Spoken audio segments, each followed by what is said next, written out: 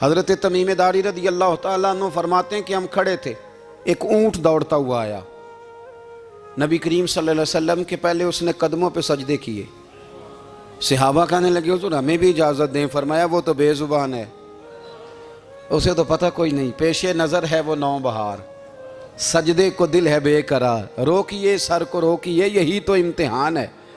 فرمایا اسے کیا پتا، تم تو مکلف ہو شریعت کے، تمہیں اجازت نہیں ہے۔ اور اعلیٰ حضرت نے 2 ٹوک لکھا ہے، فرمایا سوائے خدا کے کسی کو تعظیمی سجدہ بھی حرام ہے، یہ نوٹ کر لیں میری بات۔ اور اعلیٰ حضرت نے فتاوی رضویہ میں لکھا ہے کسی قبر پہ جاؤ تو 4 ہاتھ دور کھڑے رہو، اللہ کرے آپ کو سمجھ آئے، کتنے ہاتھ؟ 4 ہاتھ دور کھڑے رہو، سورۃ فاتحہ پڑھو، درود شریف پڑھو، جس قبر پہ گئے ہو ان کی روح کو اصال ثواب کرو، ان کے وسیلے سے دعا مانگو۔ اعلیٰ حضرت فرماتے ہیں قبر کو سجدہ بالاتفاق حرام ہے، طواف قبر کا کرنا بالاتفاق حرام ہے، بوسہ لینے میں اختلاف ہے کہ جائز ہے کہ ناجائز ہے، لیکن بوسے سے بھی چونکہ شک پڑتا ہے تو فرماتے ہیں احمد رضا کی رائے یہ ہے کہ بوسہ لینے سے بھی بچا جائے۔ وہ آ گیا تو اس سے اگلی باتیں کرتا ہے، بس خاموش رہ، باادب رہ اور پیچھے رہ۔ تو حضرت تمیم داری کہتے ہیں یہ حدیث اعلیٰ حضرت نے لکھی ہے لمن والعلا میں، فرماتے ہیں کہ اونٹ نے پہلے سجدہ کیا، قدم چومے، پھر اس نے حضور کے کان میں کوئی بات کہی، روزے دے دوالے نے غلامہ دیاں ٹولیاں، ایک پہ سن دے کروڑاں دیاں بولیاں، یعنی اونٹ نے بات کی تو حضور نے وہ بھی سن لی۔ اعلیٰ حضرت کہتے ہیں جو پناہ میں آتا ہے بچ جاتا ہے، کہتے ہیں رسول کریم نے نا اونٹ کی پشت پہ ہاتھ پھیرا اور اللہ کے محبوب فرمانے لگے فکر نہ کر، اب تو آ گیا ہے نا تو جیسے تو کہے گا ویسے ہی ہو جائے گا، جیسے تو کہے گا ویسے ہی۔ ابن ماجہ میں موجود ہے، پر میں چونکہ فاضل بریلوی رحمۃ اللہ علیہ کی کتاب سے پیش کر رہا ہوں الامن والعلا سے، تو میں اسی انداز میں پیش کر رہا ہوں جس انداز میں وہاں ہے۔ حضرت تمیم داری کہتے ہیں کہ ہماری سمجھ میں بات کوئی نہ آئی، تھوڑی دیر گزری تو کچھ لوگوں نے ہاتھوں میں رسیاں پکڑی ہیں، خنجر پکڑے ہیں، دوڑے آئے، یا رسول اللہ یہ ہمارا اونٹ ہے۔ حضرت تمیم داری کہتے ہیں میں نے دیکھا کہ جب وہ آ گئے نا خنجر لے کے تو اونٹ حضور کے پیچھے چھپ گیا، آج لے ان کی پناہ، آج مدد مانگ ان سے، وہ حضور کے پیچھے چھپ گیا۔ تو کہتے ہیں کہ نبی کریم صلی اللہ تعالیٰ علیہ وسلم نے فرمایا کیا مسئلہ ہے بھائی؟ یا رسول اللہ ہمارا اونٹ ہے، ذبح کرنے لگے تھے دوڑ آیا ہے۔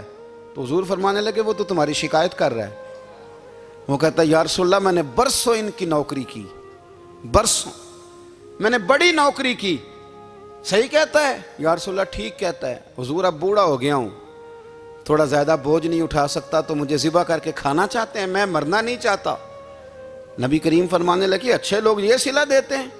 انہوں نے عرض کی حضور آپ حکم کر دیں، ہم اس کو چھوڑ دیتے ہیں یا رسول اللہ، نہیں ذبح کریں گے، خدمت کریں گے۔ حضور فرمانے لگے نہیں اب میرے پاس آیا ہے نا، اب میں نے واپس نہیں کرنا، آج ہو گیا ہے، آج لے ان کی پناہ، آج مدد مانگ ان سے، آج ہو گیا یا رسول اللہ پھر رکھ لیں۔ حضور نے فرمایا نہیں بھائی پیسے بتاؤ کتنے ہیں؟ یا رسول اللہ نہیں کچھ نہیں۔ نبی کریم علیہ السلام نے فرمایا نہیں بتاؤ کتنے، بتاؤ کتنے؟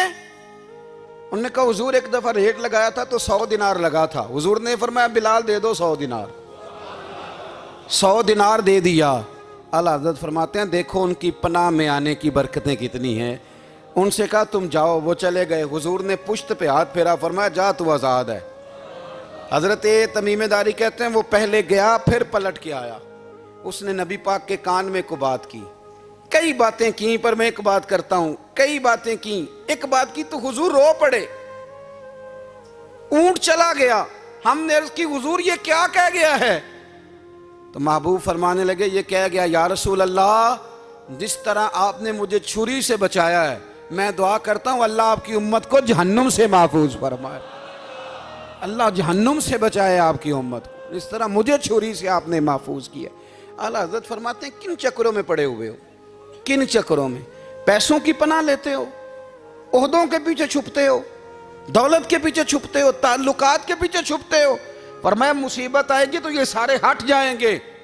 اگر پناہ لینی ہے تو مدینے والے محبوب کی پناہ لو، دروازہ رسول پہ آؤ، نبی کریم کی بارگاہ میں جھکو، حضور سے پیار کرو۔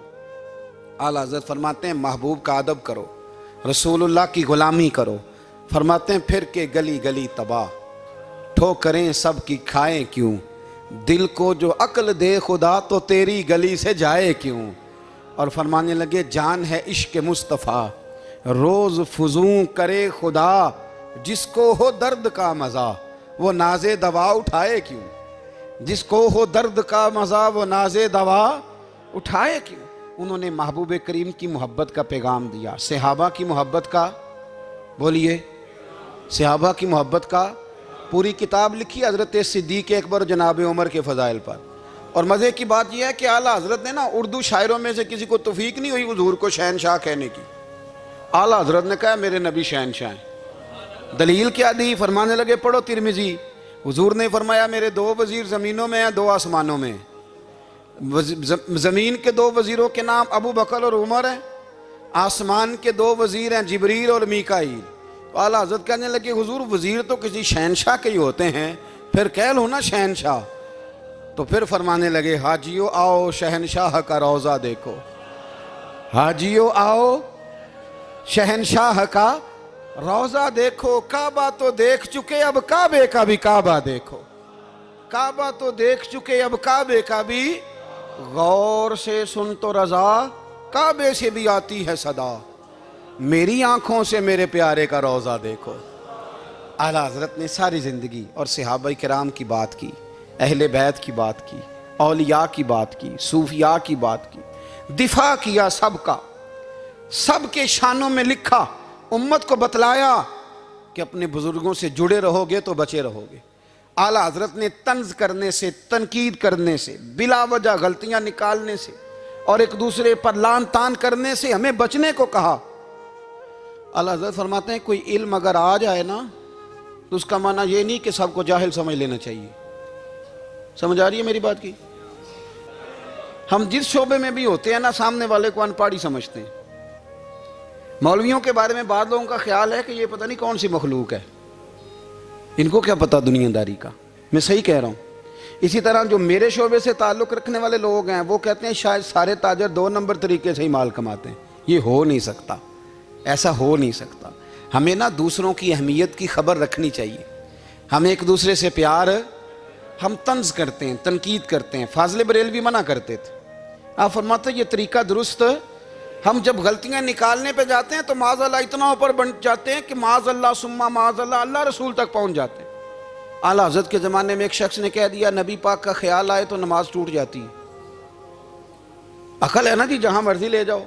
وہ کہنے لگا جی میں نے خالص اللہ کے لیے پڑھنی ہے نا فلسفہ عجیب، نبی پاک کا خیال آئے تو نماز۔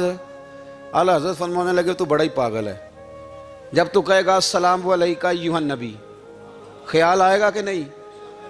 فرمانے لگے تو بڑا ہی نادان ہے، جب تو کہے گا اللہم صلی علی محمد وعلی، خیال آیا کہ نہیں آیا؟ فرمانے لگے تو نبی پاک کی بات کرتا ہے، نماز میں تو ابا اماں کا بھی خیال آتا ہے، ربنا اغفر لی والی والدیہ۔ فرمانے لگے ربے کے خیال سے نہیں ٹوٹتی تو مدینے والے کے خیال سے کیسے ٹوٹ گئی؟ فرمانے لگے بڑا ہی بیوقوف ہے تو۔ اعلیٰ حضرت فرمانے لگے تو کہتا ہے حضور کا خیال آئے تو ٹوٹ جاتی ہے۔ فرمانے لگے جب تک حضور کا خیال آئے نہ نماز ہوتی نہیں، جب تک حضور کا خیال نہ آئے نماز ہوتی نہیں، سوال ہی نہیں پیدا ہوتا۔ لوگوں نے کہا جناب وہ کس طرح؟ تو اعلیٰ حضرت فرمانے لگے اللہ نے کہا قرآن میں واقعی الصلاۃ، نماز پڑھو، یہ نہیں بتایا کتنی پڑھنی ہے، اور یہ بھی نہیں بتایا فجر کی کتنی پڑھنی ہے، یہ بھی نہیں بتایا ظہر کی، یہ بھی نہیں بتایا قیام کیسے کرنا ہے، ہمیں یہ بھی نہیں بتایا رکوع کیسے کرنا ہے۔ ہمیں پتہ کیسے پتہ چلا؟ جب صحابہ نے کہا نا رب کہتا ہے نماز پڑھیں تو کیسے پڑھیں، تو حضور فرمانے لگے سلو کما رأیتمونی اصلی، نماز اس طرح پڑھو کرو جس طرح مجھے پڑھتے ہوئے دیکھتے ہو۔ تو کہا یہ تو کیسی عجیب بات کر رہا ہے کہ نبی کریم صلی اللہ علیہ وسلم کا خیال آئے۔ اور پھر بڑی مزیدار بات، ایک شخص نے اعلیٰ حضرت سے آ کے نا اس زمانے میں نا ایک آریہ مذہب ہوتا تھا، اب اللہ کا شکر ہے وہ کوئی نہیں، اب ویسے جو بڑے نئے نئے مذہب نکل آئے ہیں، جو آدمی جتنا پڑھ جاتا ہے معاذ اللہ وہ ایک نئی بات ہی شروع کر دیتا ہے، اور جو انوکھی بات کرے اس کے پیچھے رش بھی زیادہ ہو جاتا ہے، سٹائل ذرا ہٹ کے ہو نا جی تو ذرا ماحول جلدی بن جاتا ہے۔ تو وہ آریہ مذہب تھا، تو وہ ایک آریہ آ گیا اعلیٰ حضرت کے پاس، آ کے کہنے لگا کہ فرض کی اہمیت زیادہ ہے کہ سنت کی؟ تو اعلیٰ حضرت فرمانے لگے بھئی اہمیت تو فرض کی زیادہ ہے. تو کہنے لگے آپ کا وضو تو پھر سنت سے شروع ہوتا ہے. وضو میں پہلا فرض ہے منہ دھونا, اور آپ سب سے پہلے ہاتھ دھوتے ہیں, یہ بھی سنت. ناک میں پانی ڈالنا یہ بھی, کلی کرنا یہ بھی. میری بات کی سمجھ آ رہی ہے؟ اس نے کہا یہ آپ عجیب لوگ ہیں, فرض اگر بڑا ہے تو پہلے فرض ہونا چاہیے تھا. سمجھ آ رہی ہے میری بات کی؟ لوگ دین پر بڑے بڑے مختلف اعتراضات کرتے ہیں نا. اس نے کہا جی پہلے ہونا چاہیے تھا فرض. تو منہ دھونا فرض ہے, آپ نے گھٹنوں تک ہاتھ دھوئے, اب یہ جو آپ نے ہاتھ دھو یہ بھی سنت, کلی کری تو وہ بھی سنت, ناک میں پانی ڈالا تو وہ بھی سنت. تو آپ تو چوتھے نمبر پہ فرض ادا کر رہے. تو اعلیٰ حضرت فرمانے لگے تم اصل میں محبوب کا غلام نہیں نا. ہاں تجھے کیا پتا ہو یہ بات کیا ہے, تو بیٹھ جا ہم سے سن, ہم تجھے بتاتے ہیں. اس نے کہا جی کیا مطلب؟ فرمانے لگے یہ محبوب جو ہے نا ہمارے, یہ ہمیں بڑی جگہوں سے بچاتے ہیں, یہ بچا بچا کے فرائض تک لے جاتے ہیں. کیا مطلب؟ کہنے لگے حضور نے ہمیں کہا ہے کہ پہلے نا ہاتھ دھو لو, پتہ چل جائے پانی زیادہ گرم تو نہیں, منہ جالی نہ جائے, پہلے نا دیکھ لو. فرمایا پھر ناک میں ڈال کے پتہ کرا لو کہ اس میں سے بدبو تو نہیں آتی. سنت بھی ادا ہو گئی, پتہ بھی چل گیا بو تو نہیں آ رہی. اور فرمایا پھر منہ میں ڈال کے چکھ لو کہ بد ذائقہ تو نہیں. اب یہ 3 سنتیں ادا کر کے تم فرض ادا کرو گے تو اللہ بھی راضی ہوگا, اللہ کے رسول بھی راضی ہوں گے.